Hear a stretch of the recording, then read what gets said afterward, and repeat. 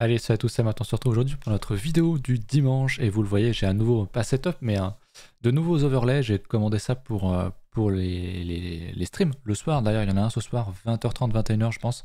À moins que je le fasse encore plus tôt, je pense pas, mais n'hésitez pas à venir. Donc, j'ai pas mal de scènes et tout, donc je me suis dit, bah autant m'en servir. Comme c'est un truc qui est quand même relativement propre, même si je vais sans doute faire d'autres petites modifs encore, pour autant les mettre pour les vidéos. Donc, je trouve ça sympa. Dites-moi ce que vous en pensez, mais moi j'aime bien. Aujourd'hui, on va parler de Bitcoin, on va parler moins des alts, je pense, comme BTC est quand même bien tombé. Il range actuellement, il n'y a pas trop de setup à voir sur les alts, même si on l'a vu, c'était quand bah, il y a 2 jours en stream. Il y en a certaines qui reviennent à peu près sur des niveaux intéressants en retest, mais c'est pas le cas de toutes. Mais voilà, on va dire que pour les alts, on verra ce soir en stream. On a largement de voir ça, on a largement le temps de voir ça, pardon. Donc voilà, on fera un petit tour sur le DCA, Bybit, et on ira voir bien sûr le marché tradi aussi qui est un petit peu inquiétant. On commence, vous le savez, comme d'habitude, par un petit tour sur le Twitter. Je me suis posé une question ce matin. Est-ce qu'il y a des gens, est-ce que ça existe, des gens dans la crypto qui se sont jamais fait scam ou volé de l'argent, qui n'ont jamais perdu de l'argent connement, genre erreur de transaction, rock d'un projet, d'un exchange, etc. Est-ce que ça vous est arrivé à vous? J'imagine que oui. Personnellement, j'ai eu le FTX, j'ai eu Cryptopia, même si j'avais pas grand chose dessus. FTX aussi, j'avais pas grand chose dessus, ça fait quand même bien chier.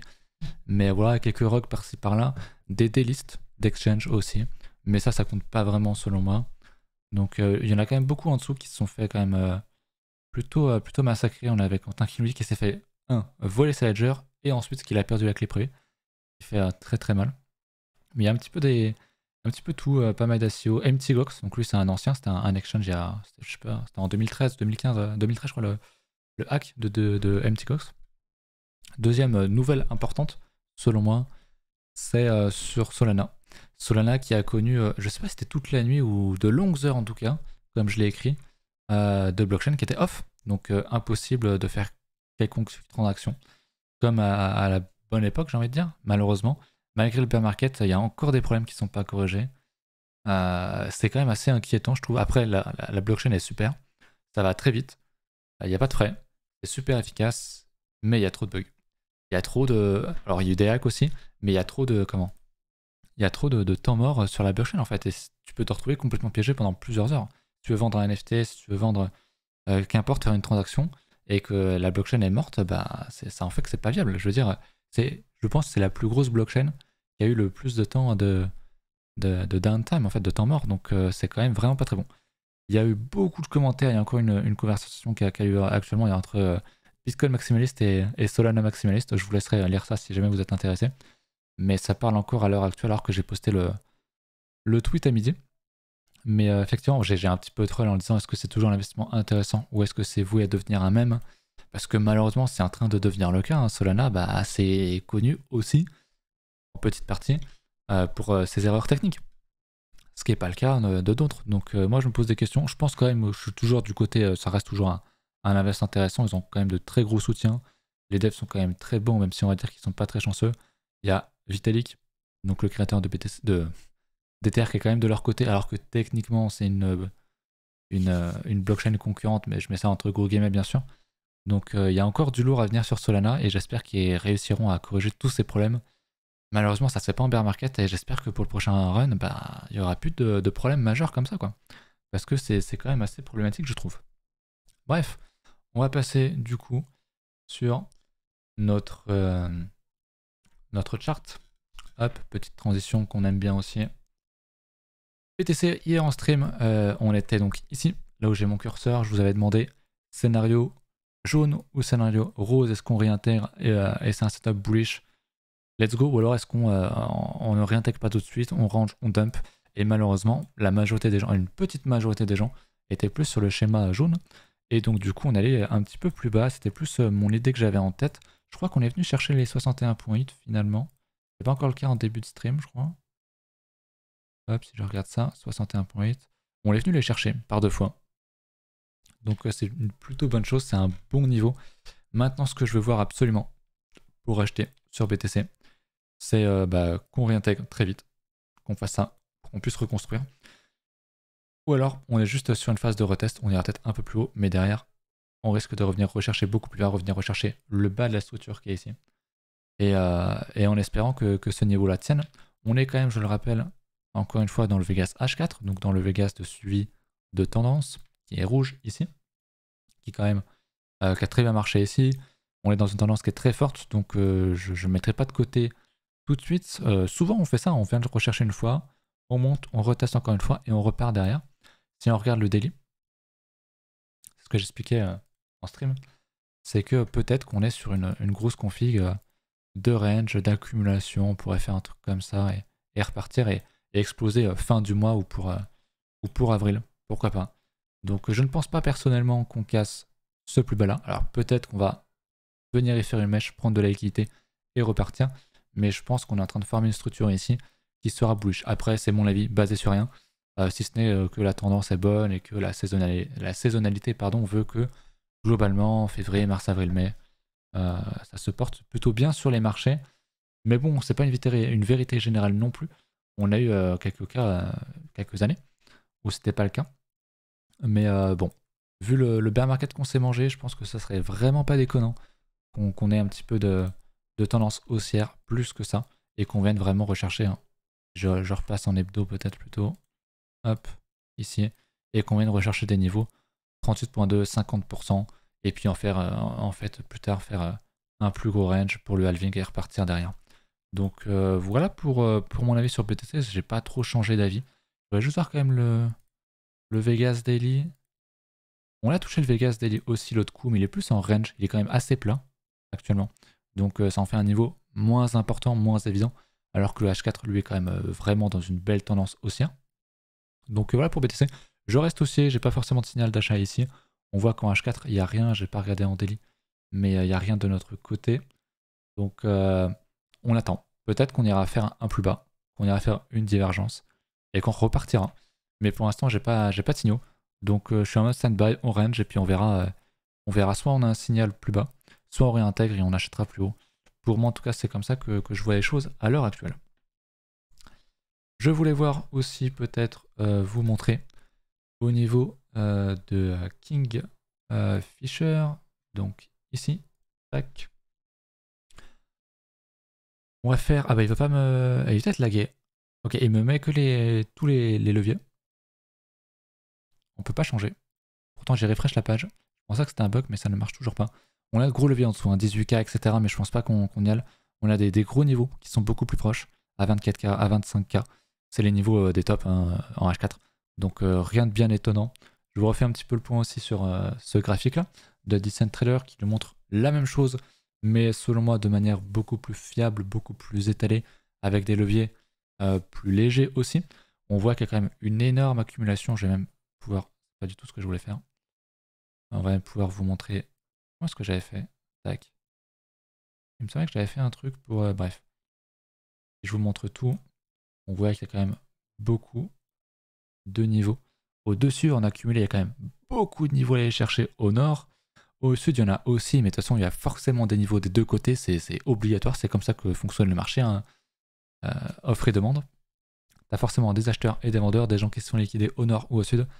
Mais on voit qu'il y a quand même énormément plus de niveaux au nord, ce qui ne veut pas dire qu'on a un bottom forcément là maintenant tout de suite. Mais sur à horizon plusieurs mois, au moins plusieurs semaines, je pense qu'on a quand même pas mal de chances d'aller revisiter des 25K, des 27K, qui est mon fameux premier arrêt, donc Fibo 38.2 en log, si je dis pas de conneries, et en linéaire, je crois qu'on est à plus de 30K. Donc on a vraiment un gros pâté de niveau ici à venir chercher. Donc je ne serais pas étonné qu'on y aille. Encore une fois, j'aime bien ce que je vois ici. Est-ce qu'on n'irait pas voir un petit peu ce que ça raconte au niveau du scalp index? Je suis assez curieux. On est à 51. Je ne sais pas si vous le voyez, ouais, vous le voyez bien. On est à 51, donc on retombe un petit peu. On est quand même dans le neutre. Donc c'est pas non plus extrêmement dépressif non plus. C'est normal vu la tendance quand même. On peut difficilement être dans le rouge ici. Bien que ça arrive, hein, c'est déjà arrivé dans le passé. On avait des tendances en daily, en H4 extrêmement fortes. Sur un retracement, bah, les gens deviennent extrêmement bear. Ce qui n'est pas le cas ici. Mais c'est pas non plus nécessaire pour avoir un bottom. C'est ce que je voulais expliquer. Au niveau du funding et de tout ça, on n'a pas grand chose à dire si ce n'est que on a toujours une forte pression vendeuse, on le voit sur le CVD, sur le 15 minutes ça se voit encore plus. Au niveau de l'open interest, ça consolide. On a quand même plus de positions ouvertes actuellement que quand on était ici au top. On l'a pas mal rouvert de positions là-dessus aussi, mais on liquide plus trop, j'ai l'impression. On liquide, puis derrière, ça rouvre aussitôt des positions. Donc c'est plutôt une bonne chose selon moi. Je pense que ça commence à peut-être FOMO un petit peu à la vente. On va regarder au niveau du funding, on est quand même très plat. On ne fait que descendre, donc il y a de moins en moins de pression acheteuse, ça se voit aussi. On n'est pas non plus rouge comme au dernier bottom ici, encore une fois, ce n'est pas nécessaire. C'est mieux. Enfin, je trouve que ça te donne des setups vraiment parfaits, mais c'est pas le cas ici, et encore une fois, c'est pas nécessaire. Donc j'attendrai vraiment de revoir les 22.3 en niveau pour voir si on a un signal, un pattern de retournement, une divergence ou qu'importe ce que vous utilisez. Mais pour l'instant, on n'a rien. Ça fait longtemps que je n'ai pas regardé le CVD en spot, pareil, hein, ça vend quand même beaucoup. On va check en 15 minutes, voir ce qui pourrait arriver assez prochainement. Voir si on l'avait plus vendu ou pas sur les bottoms là. Hop, si je me mets comme ça est pas mal vendu. Là, ça vendait déjà beaucoup. On a revendu énormément ici. Et depuis, ça se tient à peu près. Donc rien à ajouter au niveau des positions. Ouais, ça ouvrait beaucoup de positions ici. Beaucoup de positions. On a quand même liquidé. Ok, rien de spectaculaire non plus. On va revenir sur les graphiques. On va se remettre là-dessus. Tac. On va regarder un petit peu nos alts, même si j'ai dit qu'on n'allait pas regarder les alts. On va quand même regarder Ether. On ira voir ensuite le marché tradi. Je voulais voir Ether, il est où? Chaque fois que je le perds, il est en bas. Il est là. Ether, on va le voir en daily et en H4 aussi. Donc en daily, il est dans son Vegas. Comme Bitcoin, mais c'est normal, c'est le même. Bon, en vrai, il a vraiment la même tête. C'est-à-dire qu'il a fait un plus haut ici. Il a un creux ici qui est parfait. On le reteste. Est-ce qu'on a retesté 61.8 ou pas de son côté? Oui, sur le dernier mouvement. Est-ce qu'on a des divs? On a une divergence sur Ether. Beaucoup plus propre que sur Bitcoin. On voit ici. On fait un plus bas sur le cours. Alors qu'on fait un plus haut ici. Sur l'indicateur. Donc on avait un signal sur cette bougie ici, là où je me trouve. Donc intéressant, je trouve ça pas trop mal, on est sur le 61.8. Donc techniquement, si j'étais acheteur là-dessus, bah, je mettrais un stop quand même sous le 78.6 pour être sûr. Et pas me faire liquider, me faire stopper par exemple si on fait juste un petit mouvement comme ça. Mais c'est vrai que je serais quand même plus orienté à l'achat, même si ça manque un peu de signaux, notamment sur BTC.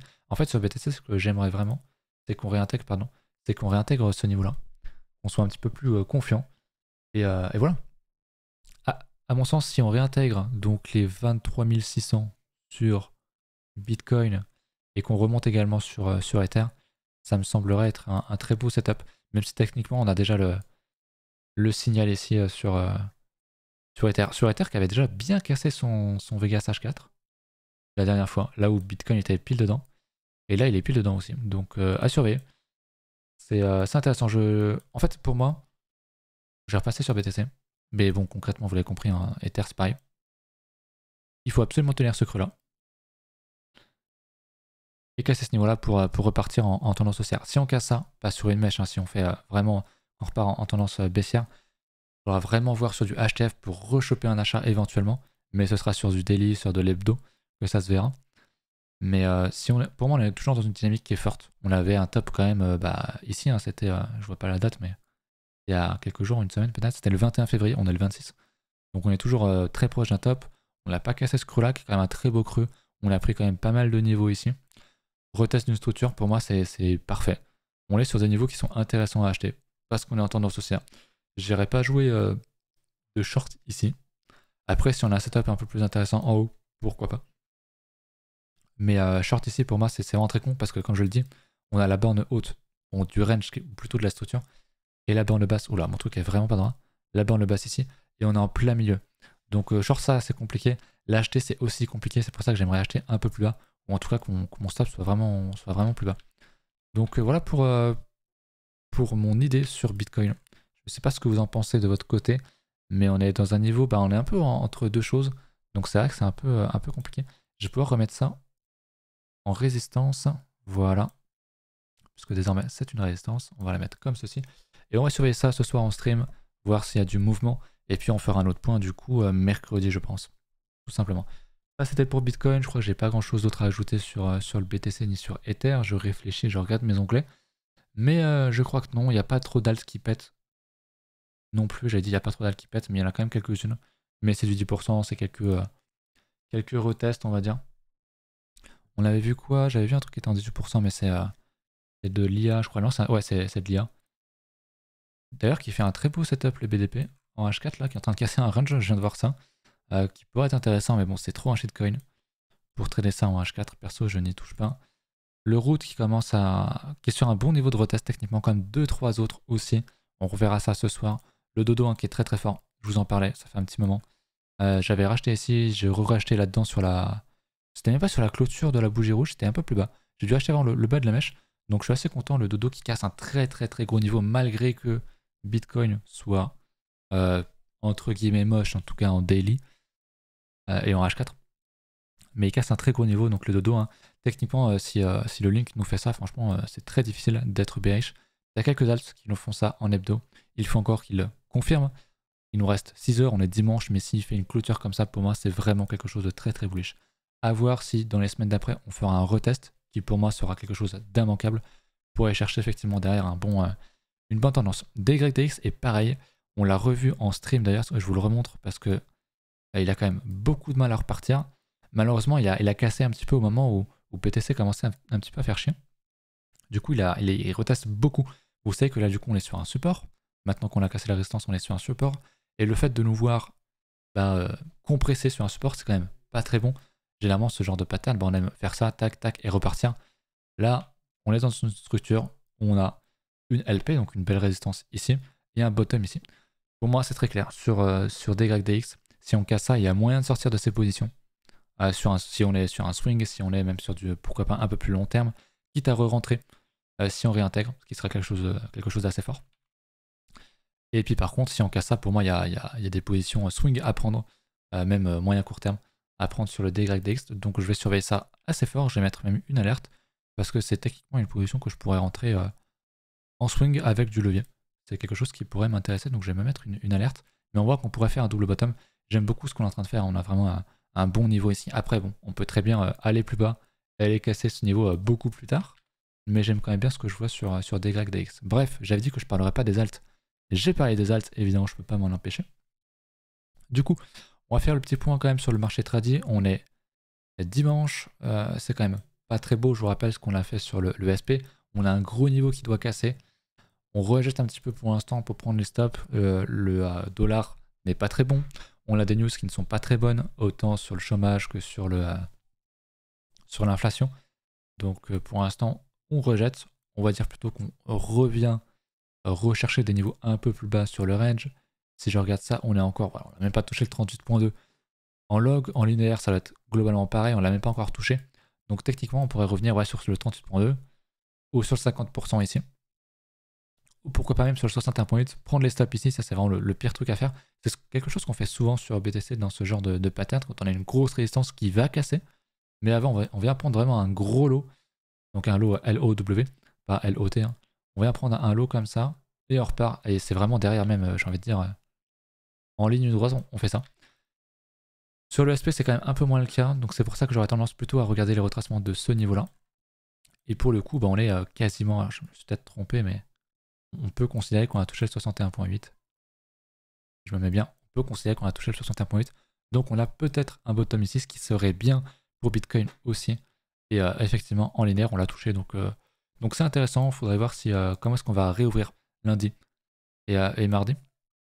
Voir si on n'a pas quelque chose d'intéressant en H4. On a de la div, mais elles sont un peu moches, j'aime pas trop ça. En daily, j'ai pas regardé, il n'y a rien. Donc on va attendre. Mais j'aimerais vraiment que début de semaine prochaine, ça soit quand même un peu plus bullish sur le SP.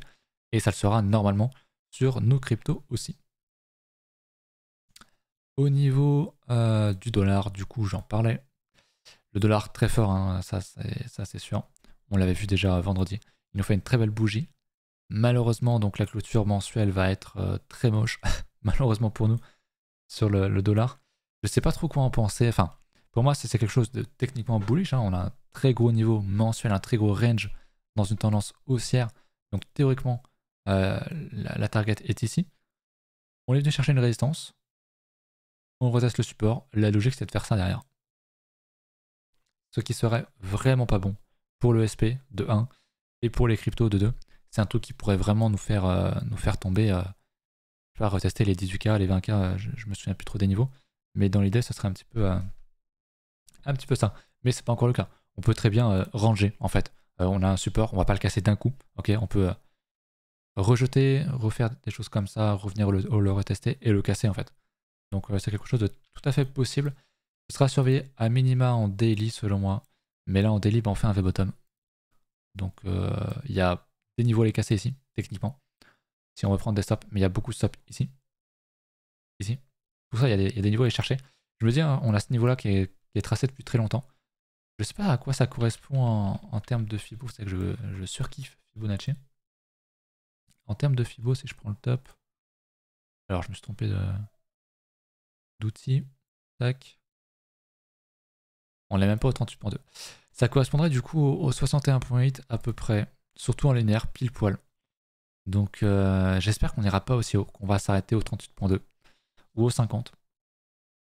Mais si effectivement on remonte jusqu'ici, bah il y a de quoi nous envoyer sur BTC, à mon avis, retester pour le coup un vrai niveau, beaucoup plus important.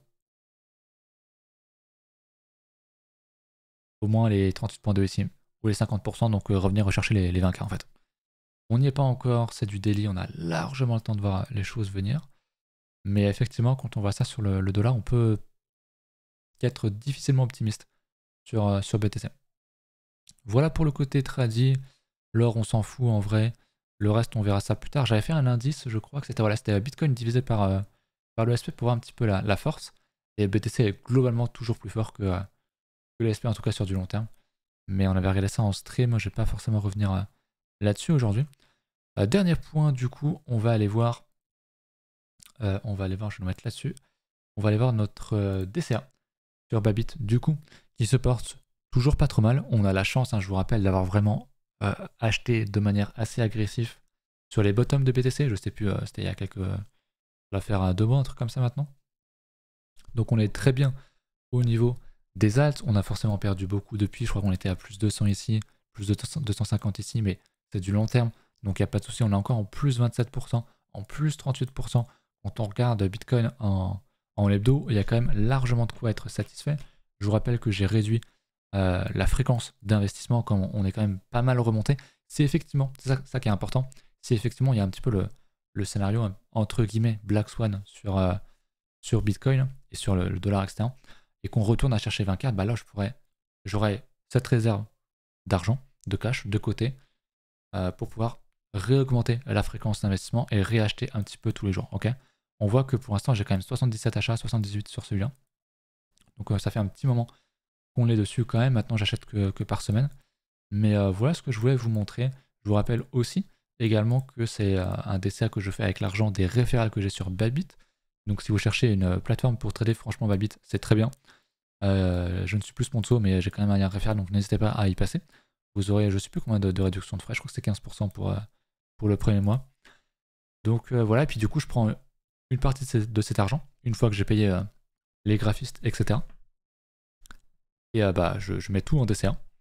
Et je ferai gagner 25% prochain bull run. Je sais pas quand ce sera, c'est pas un giveaway qui va arriver, même si on fait un plus 300% sur les alts en mai, tu vois. C'est pas du tout une question de TP ici, c'est vraiment TP quand on aura un BTC à 100K et des alts qui seront vraiment paraboliques en hebdo, quoi.